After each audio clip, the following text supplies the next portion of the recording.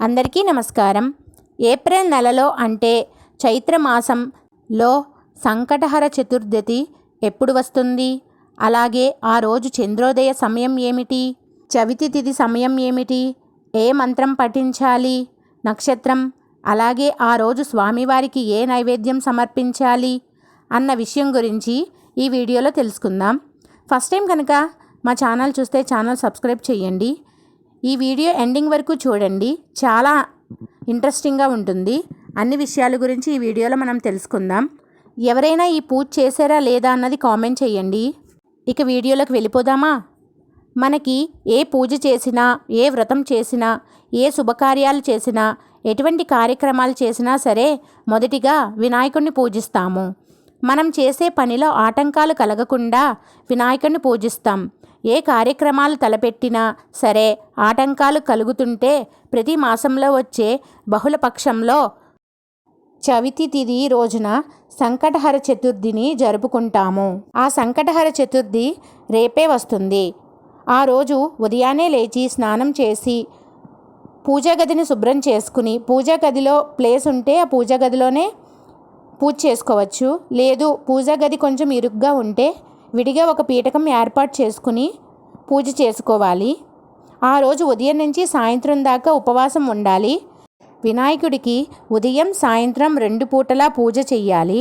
అలాగే చంద్రోదయ సమయంలో అంటే చంద్రుని చూసి అర్ఘ్యం ఇచ్చి ఉపవాసాన్ని విరమిస్తారు. ఇలా ప్రతి మాసంలో వచ్చే సంకటహర చతుర్థి రోజున వినాయకుడికి పూజ అనేది 3 వారాలు కానీ, 5 వారాలు కానీ, 9 వారాలు కానీ, 11 వారాలు కానీ, లేదంటే 21 వారాలు కానీ చెయ్యొచ్చు.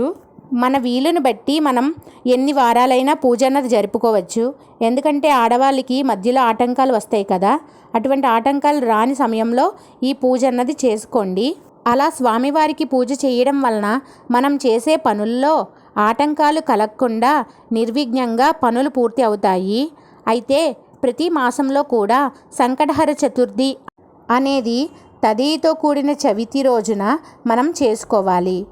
ఒక్కసారి చవితి తిథి అనేది తగులు మిగులు అని 2 రోజులు కూడా వస్తుంది. అయితే అలాంటప్పుడు ఏం చెయ్యాలి అనే సందేహం అందరిలోనే ఉంటుంది.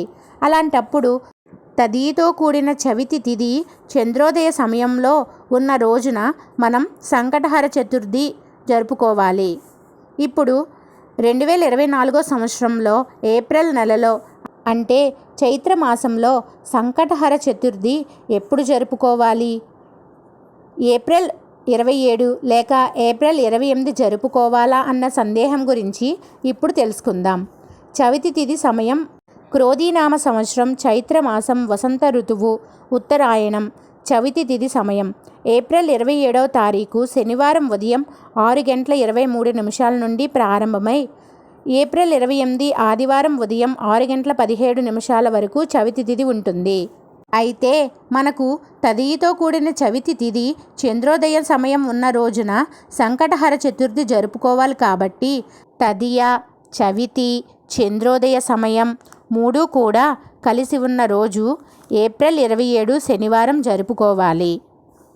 ఈరోజు నక్షత్రం ఏప్రిల్ 27 తారీఖు జ్యేష్ఠ నక్షత్రం రాత్రి 2:55 వరకు ఉంటుంది.